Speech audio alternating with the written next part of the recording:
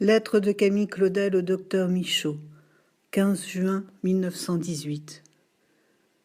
Monsieur le docteur, vous ne vous souvenez peut-être plus de votre ex-cliente et voisine, mademoiselle Claudel, qui fut enlevée de chez elle le 13 mars 1913 et transportée dans les asiles d'aliénés, d'où elle ne sortira peut-être jamais. Cela fait 5 ans, bientôt 6, que je subis cet affreux martyre. Je fus d'abord transportée dans l'asile d'aliénés de Villévrard, puis de là dans celui de Mondevergue, près Montfavet, dans le Vaucluse. Inutile de vous dépeindre quelles furent mes souffrances. J'ai écrit dernièrement à M. Adam, avocat, à qui vous aviez bien voulu me recommander, et qui a plaidé autrefois pour moi avec tant de succès. Je le prie de bien vouloir s'occuper de moi. Mais dans cette circonstance, vos bons conseils me seraient nécessaires car vous êtes un homme de grande expérience et comme docteur en médecine très au courant de la question. Je vous prie donc de vouloir bien causer de moi avec M. Adam et de réfléchir à ce que vous pourriez faire pour moi. Du côté de ma famille, il n'y a rien à faire. Sous l'influence de mauvaises personnes, ma mère, mon frère et ma sœur n'écoutent que les calomnies dont on m'a couverte. On me reproche, au crime épouvantable, d'avoir vécu toute seule, de passer ma vie avec des chats, d'avoir la manie de la persécution. C'est sur la foi de ces accusations que je suis incarcérée depuis 5 ans et demi comme une criminelle, privée de liberté, privée de nourriture, de feu et de plus élémentaires commodités.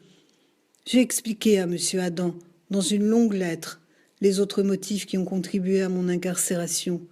Je vous prie de la lire attentivement pour vous rendre compte des tenants et aboutissants de cette affaire. Peut-être pourriez-vous, comme docteur en médecine, user de votre influence en ma faveur. Dans tous les cas, si on ne veut pas me rendre ma liberté de suite, je préférerais être transféré à la Salpêtrière ou à Sainte-Anne ou dans un hôpital ordinaire où vous puissiez venir me voir et vous rendre compte de ma santé. On donne ici pour moi 150 francs par mois et il faut voir comme je suis traitée. Mes parents ne s'occupent pas de moi et ne répondent pas à mes plaintes, si ce n'est par le mutisme le plus complet. Ainsi on fait de moi ce qu'on veut. C'est affreux d'être abandonnée de cette façon. Je ne puis résister au chagrin qui m'accable. Enfin, j'espère que vous pourrez faire quelque chose pour moi. Et il est bien entendu que si vous avez quelques frais à faire, vous voudrez bien en faire la note et je vous rembourserai intégralement. J'espère que vous n'avez pas eu de malheur à déplorer par suite de cette maudite guerre, que monsieur votre fils n'a pas eu à souffrir dans les tranchées et que madame Michaud et vos 2 jeunes filles sont en bonne santé. Il y a une chose que je vous demande aussi, c'est quand vous irez dans la famille Merclaine de dire à tout le monde ce que je suis devenue. Maman et ma sœur ont donné l'ordre de me séquestrer de la façon la plus complète. Aucune de mes lettres ne part, aucune visite ne pénètre. À la faveur de tout cela, ma sœur s'est emparée de mon héritage et tient beaucoup à ce que je ne sorte jamais de prison. Aussi, je vous prie de ne pas m'écrire ici et de ne pas dire que je vous ai écrit, car je vous écris en secret, contre les règlements de l'établissement, et si on le savait, on me ferait bien des ennuis. Si quelquefois vous croyez possible de venir me voir comme mon docteur, cela me ferait bien plaisir de causer avec vous.